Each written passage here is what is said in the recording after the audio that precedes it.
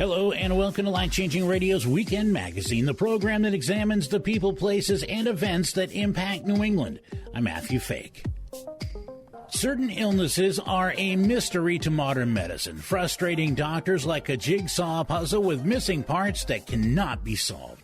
Two of these illnesses have seen an uptick this year, including Lyme disease and long COVID. Holistic nutritionist Danielle Pashko should know because not only does she consult with patients struggling with Lyme disease and long COVID side effects, she also has had to successfully manage both illnesses on her own. Pashko speaks here with Life Changing Radio's Randy Berkson. First of all, what is holistic nutrition? How does it differ from, say, regular nutrition? And what makes us embrace and incorporate it into our dietary regimen? So I think holistic nutrition really looks at the whole body. And I also, when I work with people, I like to really get an understanding of their health background, look at their blood work and really see what's going on. From a more holistic perspective, I don't think any single diet works for everybody. I think everyone is very individual. So the way that I work with them is based on their health history, their lifestyle habits, and really making things accessible in a way that they're able to incorporate in their daily lives without too much struggle. But I do use a lot of, the diet is very healthy. I'm very into whole foods.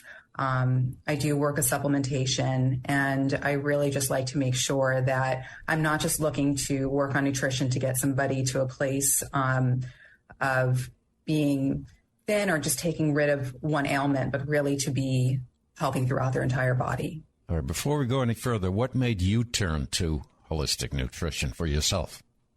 It started off with usually everyone has a story. My mom had cancer when she was in her 30s, and she ended up passing away. And I did a lot of things in the holistic health field, but nutrition was one of them. And I think I was scared to get sick myself, and I started taking on a lot of these practices and studying and really trying to learn alternative ways to maintain health that weren't through the traditional medical system. And I think it just really directed my life path. Now, you have a couple of challenges, health challenges for your own Lyme disease and COVID, long COVID, as a matter of fact. We want to find out about that. How did that happen, and what happened? Sure. So I was already practicing, and we had a lot of Lyme patients come to the clinic that I worked in. So I was familiar with a lot of the symptoms, but when I ended up getting Lyme myself, which was about 5 years ago, I never saw a tick bite. And people know about the common bullseye rash that they think occurs with a Lyme disease infection, which doesn't have to happen. So I never saw the bullseye rash. And I just started experiencing very strange symptoms like blurred vision and dizziness and fatigue and light sensitivity and neurological issues and brain fog. And it took about a year to diagnose. And by the time it was actually diagnosed, it became chronic. And that happens to a lot of people if they don't treat it right away. So I ended up going a little bit of the traditional route. I did the antibiotics, but it wasn't enough. Once it becomes chronic, you need to use other interventions. So I ended up using more nutritional therapies, a lot of supplements, a lot of other therapies like ozone and IV therapy, and I can go through the list. But I ended up going into a remission, which was pretty remarkable, and I was feeling really well. And I was celebrating that. And then about a year later, COVID came, and I wasn't even really afraid of COVID. I thought that I was in a good place and I was healthy. I didn't consider myself immunocompromised, but I guess I did have a compromised immune system. And I had a very mild case of COVID. And after the infection, I thought it would just be, 10 days not feeling well. Symptoms continued to linger, and it was almost like it reactivated my Lyme. And it felt like the Lyme disease, but even worse. And I was having all these issues. And so I ended up retracing my steps and going back to doing the things that I did when I had the Lyme, amongst other things. And I've really gotten a handle on my symptoms and able to manage them. And excuse me, I'm sorry to interrupt. What Sure. You say you're doing things. What things? Can you mention a couple? Sure. I did a lot of ozone therapy. What is ozone therapy? So For those of us who don't. Yeah, go ahead. So ozone is it's like oxygen that can be infused into your body. And there's a few ways they can infuse it into your blood, which is, there's something called a 10-pass ozone where they take your blood out and then they infuse it with the ozone and then they put it back into your veins and it gets circulated back into your bloodstream. That's one way. And there's also something called direct DIV ozone, direct intravenous ozone, which is more like an IV where they're just injecting ozone right into your veins. And I don't recommend it for everybody. I think some people have success, some people don't. But it can be a very good therapy for getting rid of a lot of inflammation, viruses, which become reactivated when you have the COVID infection. I feel a lot of the long COVID patients actually probably had viral infections from a long time ago that became reactivated. So this helps with that.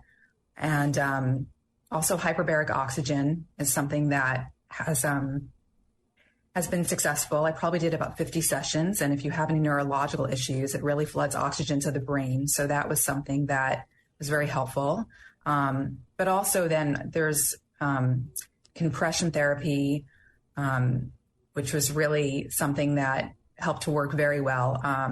It works to regulate blood clots that you have to be concerned about with COVID, pain. It can regulate blood pressure and heart rate. Also, mushroom therapy. That was one of the best for me. AHCC is a mushroom extract from shiitake mushrooms. It's known, and mushrooms are known for their healing properties, but this specific extract is more potent than just eating shiitake mushrooms. It actually is. It modulates the immune system. It helps with inflammation, and it works as a prebiotic to help with gut health. So those are three things I really look for when working with people: inflammation, gut health, and modulating the immune system. These are very specialized and highly technical types of treatment. How does an ordinary person like me, for instance, how would one know what to do? How do you find out about all these things? A lot of these things people don't know about, but you can do them on your own. For example, compression therapy, you could buy compression boots on Amazon. They go from very high level. There's a brand called Normatec that is very expensive, super compression boots, or you can buy a pair on Amazon for $100. And there's some brands that work really well. So it's not something that's too expensive and out of reach. Is there a place where, like a clearinghouse, where somebody with these symptoms, somebody with a Lyme problem, with a COVID problem, where does one turn to even find out about all this? Well, I think the first thing they should do if they're looking for someone who has any idea is probably if they go to their general practitioner, they may not be aware of some of these alternative therapies. I would say look for potentially a functional medicine practitioner or a naturopath, or even someone who works with chronic illness, or if it's Lyme disease that you're dealing with, is Lyme literate. So they usually have an understanding of these types of therapies and treatments that are that can be accessible. It's just knowing how to find them. We're gaining insight into how to manage long-term after effects from illnesses like COVID or Lyme disease with the help of holistic nutrition, as nutritionist Danielle Pashko is speaking here with Life Changing Radio's Randy Berkson. That could be a project for an ordinary person like myself. So how were you able to help your patients with Lyme and long COVID?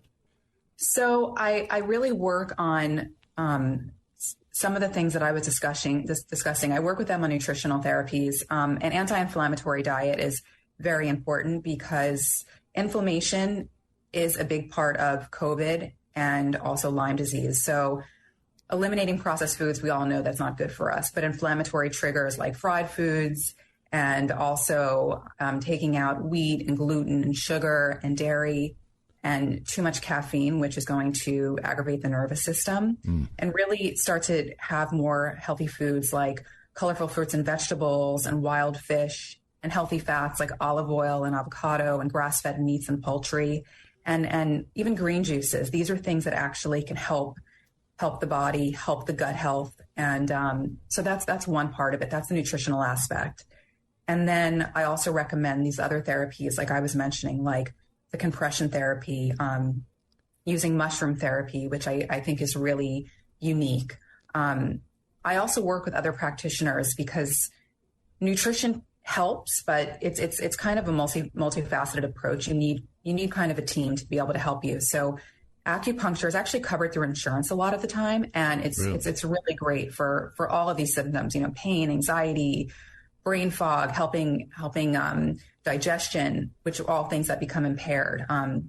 Even doing a yoga practice at home. I taught yoga for 20 years, and more than 20 years, and yoga is really great because you can become very tired from these syndromes, and you don't want to exhaust yourself. So yoga is very restorative. It helps with the breathing. It helps to calm the nervous system. So I think that's a very good thing to do. And also, I talk a lot about meditation and also prayer. You don't have to be a religious person, but just really getting into a good mindset where you have gratitude and you really trust that healing's occurring. Your brain's very powerful. So the more you can get into a place where you actually have belief systems that you're healing and you can see it and you can visualize it is really important. So how strict does somebody have to be in order to make progress and progress out of these medical situations? So in the beginning, I would say try to stick to a routine and plan it out for yourself. I think it's very important to have rituals, but you don't have to be a purist.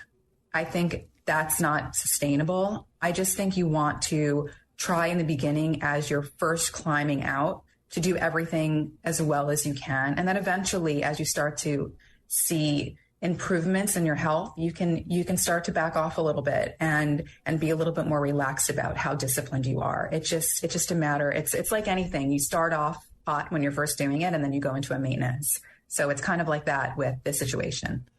Can you say right now where you are with these long-term effects from Lyme and COVID? Have they been dealt with effectively, would you say? Definitely dealt with effectively. Do I have flares? Yes. There is no cure for long COVID at the moment, but there are ways to manage it. So I really have to make sure that I do these things. Self-care has become a major priority. It always has been, but especially now. And thank God I'm able to live a functional, normal life. And when it first happened, it was pretty debilitating. So I'm happy to be at the place I am. And I think within even more time, I will get back to that same remission that I did with Lyme disease. So where are you with your long COVID, and what are you doing to manage it specifically? Can you say, are there a lot of things, or are there just a few things?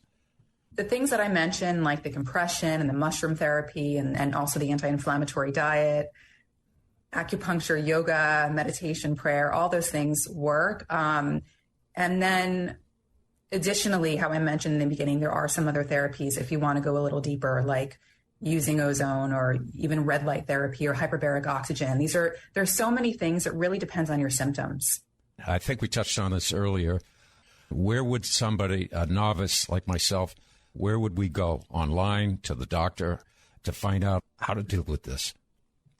Well, I think if you are interested in any of the therapies, if you're interested in someone like myself, my contact info is pashkowellness.com, and I can be a resource. If someone's interested in using nutritional therapy like mushroom supplementation and looking at the studies, I would say there's a lot of good research for Lyme and long COVID at ahcc.net. Would you know how many holistic nutritionists like yourself are there around the country or in certain parts of the region? You mentioned your clinic where you were working. Where is that? It's on West 74th between Columbus and Central Park West. Oh, so you're right in the middle of Gotham, I guess, is what yeah, I mean, it's a little off the beaten path. So people with Lyme disease in the middle of Manhattan, I didn't think that was possible.